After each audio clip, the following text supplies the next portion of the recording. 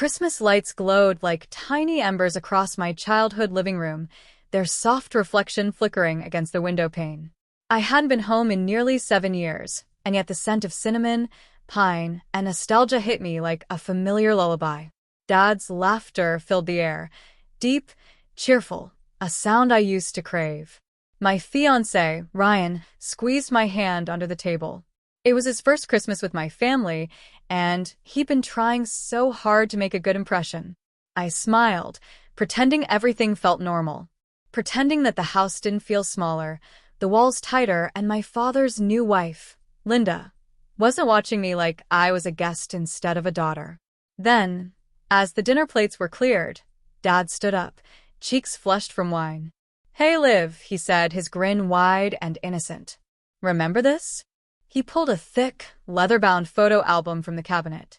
The room quieted instantly. Even Linda's smile stiffened. Ryan leaned forward as Dad flipped the first page. Birthdays, vacations, school plays, the frozen frames of a life I'd buried under success and silence. Then, halfway through, Ryan stopped turning the pages. His expression drained of color. He touched a photo gently, tracing something with his thumb. "Olivia," he whispered, his voice breaking. "Why can't you see?" The laughter died. My father froze. And in that moment, the warmth of Christmas turned to ice in my veins. I looked down at the photograph, and for the first time, realized there was something there I had never noticed. The moment Ryan whispered those words, "Why can't you see?" something in me cracked open. A memory I had buried deep began to pulse behind my eyes. I was 15 again, standing in that same living room but smaller. Everything looked bigger then. The couch, the mantel, even my father's disappointment. It was right after Mom's funeral. He'd barely waited 6 months before Linda moved in, with her perfect hair and her soft, fake voice that called me sweetheart, like it was an apology. I tried to welcome her. I really did. But things started happening that made me question what was real. Sometimes, I'd find my things moved from my room, or photos taken off the wall and replaced with ones where I wasn't even in the frame. And once, I swear I saw Linda standing in the hallway, whispering to someone who wasn't there. When I told Dad, he laughed, half drunk and half exhausted. "Olivia, honey, you're imagining things again. You've been through a lot." But I wasn't imagining it. Because the next morning, I woke to find a photo on my dresser, an old picture of me and Mom at the beach. Except my eyes in the picture had been scratched out. I remember running downstairs, shaking, holding the photo in my hand. Linda was in the kitchen, humming like nothing happened. Dad looked up from his coffee, irritated. "Stop it, Olivia," he snapped. "You're making things harder for everyone." Something inside me broke that day, not loudly, but quietly, like glass cracking under pressure. That night, I packed a small suitcase. I didn't even know where I was going. Before I left, I stopped at Grandma June's house. She didn't ask questions. She just hugged me tight and slipped a small silver locket into my palm. Inside was a faded picture of my mom, smiling. Her voice trembled as she said, "The truth always finds its own light, darling, even if everyone pretends not to see it." I never forgot those words. I walked away from that house before dawn, leaving behind the father who wouldn't believe me and the woman who'd erased me, piece by piece. I thought I'd buried that chapter for good. Until tonight, when the photo album came out and Ryan's voice cracked open the past I thought I'd escaped. Leaving home, at 15, should have broken me. But somehow, it built me. The first few years were hard, harder than I ever admitted to anyone. I crashed on couches, worked in diners, stocked shelves at night. My grades slipped, my hope flickered, and there were nights I cried into my jacket, wondering if maybe Dad was right. Maybe I was imagining things. But every time doubt crept in, I'd open Grandma June's locket. Her voice would echo in my head. The truth always finds its own light. So I kept moving. One step, then another. By 17, I earned a scholarship to a small community college in Oregon. It wasn't much, but it was mine. I studied graphic design by day and cleaned offices by night, surviving on instant coffee and stubborn dreams. One morning, A woman named Evelyn Marks, my design professor, stopped by my workstation. She noticed the sketches I was hiding under my textbooks, concepts for eco-friendly branding, modern and raw. She looked at me and said, "You've got vision, Olivia. You see what others overlook. Don't waste that." Those words changed everything.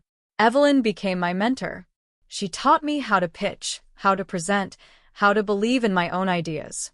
Under her guidance, I landed my first freelance client, a local bakery that couldn't afford a big agency. I stayed up nights perfecting their logo, their colors, their packaging. When the campaign went viral locally, I cried in my tiny apartment, laptop on my knees, the city lights reflecting in my tears. It wasn't fame, it was proof. From there, I built slowly, word of mouth, one client at a time. I learned to negotiate, to lead, to charge what my work was worth. By 25, I'd launched my own boutique branding agency in Seattle, Harper & Company. No family money, no shortcuts, just resilience and sleepless nights. Online, I kept things modest, never showing luxury, never bragging. To my family, I was just doing some design work. I didn't want them to know how far I'd come. Maybe part of me still needed them to underestimate me. Ryan came into my life 2 years ago, steady, the kind of man who listened before he spoke. He knew I had scars, but he never tried to fix them. He just stood beside me as I healed. So when Dad's message appeared last month, "Come home for Christmas. It's been long enough," I hesitated. Ryan kissed my forehead and said, "Maybe it's time, Liv. Maybe you're ready to see it all again." I thought he meant forgiveness. But now, sitting at that Christmas table, staring at the photo he just found, I realize he meant something else. Sometimes, going home isn't about healing the past. It's about finally facing the truth that's been hiding in plain sight. The photo album lay open on the coffee table, its plastic sleeves catching the twinkle of the Christmas lights. No one spoke. The only sound was the soft crackle of the fireplace, and my heart pounding in my ears. Ryan's fingers stayed on the photograph. It was from my 12th birthday party, the last one before Mom died. I remembered the cake, the paper crowns, the cheap party hats. But now, looking closer, I saw what had frozen him. In the picture, behind me, a woman stood at the edge of the frame. Her face half-turned, her hand on my shoulder. Except, that woman was a mom. And she wasn't supposed to be there. She was Linda. The problem? That photo was dated 3 months before my mother's funeral. Ryan looked at me, pale. "Olivia, your dad said Linda met him after your mom passed, right?" I nodded slowly, my throat tightening. Dad's voice cracked the silence. "Ryan, don't start reading into old photos. That's nonsense." But I could hear the panic hiding under his words. Linda's smile flickered, her manicured fingers gripping her wine glass a little too tightly. "It must be mislabeled," she said smoothly. "Old cameras, bad dates, these things happen." But they didn't. I knew that photo. I remembered that birthday. Mom was sick, lying upstairs, too weak to come down. And that same afternoon, I'd seen a woman standing in the hallway, whispering with Dad. At 15, I thought grief had made me imagine her. Now, staring at the proof, I realized I'd been right all along. Ryan glanced between us. "Olivia, your mom, she didn't know, did she?" Dad rubbed his temples, his voice low. "You don't understand. Things were complicated back then." I felt my pulse rise. "Complicated? You were having an affair while Mom was dying in the next room." The room erupted. Linda gasped. Dad shouted my name, but I kept going. "Do you know what it did to me? You told me I was imagining things. You made me believe I was broken, delusional. And all along, it was you." My voice shook, but not from weakness, from rage I had carried like an anchor for half my life. Dad slumped into his chair, the fight draining out of him. "I thought I was protecting you," he whispered. "You were too young to understand." I laughed, bitter, breathless. "You weren't protecting me. You were protecting yourself." Ryan reached for my hand under the table, grounding me, reminding me I wasn't that frightened girl anymore. For a long moment, no one spoke. Then Linda stood, chin lifted, her voice thin.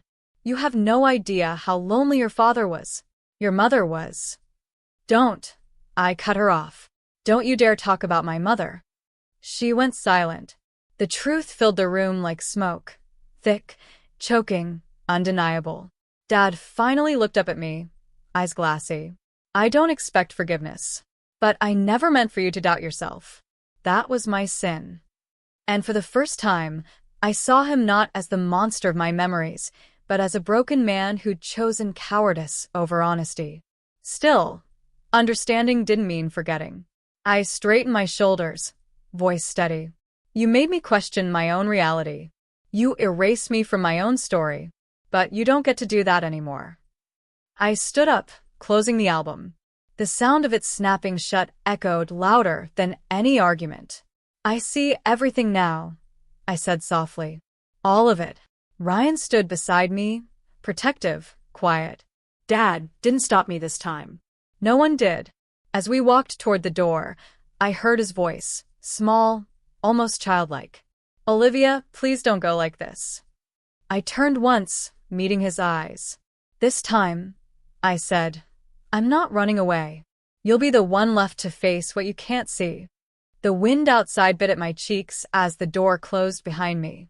Inside, the lights kept flickering, but to me, it finally felt like morning. For 2 days after that night, I didn't answer a single call. Dad tried.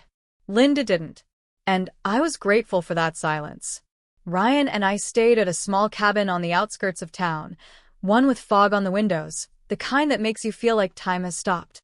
I woke early each morning, sitting by the fire with my coffee, staring at the locket in my hand. For years, I'd carried it as a reminder of pain. Now it felt like something else, proof that I'd survived it. On the 3rd day, my phone buzzed. Dad's name. Again. I almost ignored it, but Ryan touched my shoulder gently. "Maybe it's time," he said. When I finally answered, his voice was hoarse. "Liv, can we talk?" "Just us." We met at a quiet cafe downtown. I didn't wear makeup. I didn't need armor anymore. Dad looked smaller somehow, like the weight of truth had finally settled on him. He tried to smile, but it broke halfway. "I know I can't undo it," he said. "But I want to make things right, whatever it takes." I stared at him for a long time. The old me would have rushed to comfort him, would have tried to make it easier. But not this time. "There's no fixing the past, Dad," I said quietly. "You can only stop pretending it didn't happen." He nodded, eyes down. "So here's what I need," I continued, my voice steady. "You're going to be honest with everyone. About what you did. About how long it went on. About how you let her erase me. If you ever want a relationship with me again, it starts with truth." His throat tightened. "People will judge me." "Then let them," I said. "Maybe that's how you start to see." He nodded again, tears welling up. "And Linda," he whispered, "she doesn't get to rewrite me out of my own story. If she wants to stay in your life, fine, but I won't share a room with her until she admits what she did." The words came out calm, almost cold. But inside, I felt light. Like I was finally speaking in a language I'd waited my whole life to learn. Dad reached across the table, but I didn't take his hand. Instead, I slid something toward him. An envelope. He frowned, opening it. Inside was a photo of me and Mom, the same one that had once been scratched out. But I'd restored it digitally. Every line of my mother's face and my eyes clear again. "I fixed it," I said softly. "Not for you. For me." For the first time, he smiled, not out of pride, not out of denial, but with a kind of humble sadness that told me he finally understood. I stood to leave. "If you ever want to earn back my trust," I said, "start by being the kind of man she thought you were." He didn't answer. He just nodded, eyes wet, voice gone. As I stepped out into the cold, Ryan was waiting by the car. "Are you okay?" he asked. I smiled, watching the snow fall in lazy spirals. For the first time in a long time, I said, "I'm more than okay." It's been 3 months since Christmas. Seattle rain still taps against my apartment window each morning, like a quiet reminder that some storms never really end. They just learn how to fall softer. Dad kept his word. He called one evening, voice trembling, to say he'd told the truth, to friends, to family, even to Linda. I didn't ask for details. I didn't need to. The weight in his voice told me everything. Linda sent a message, too. Just 2 words. I'm sorry. I didn't reply. Some apologies are better left unanswered. Ryan and I moved into a new loft downtown, full of light and plants and peace.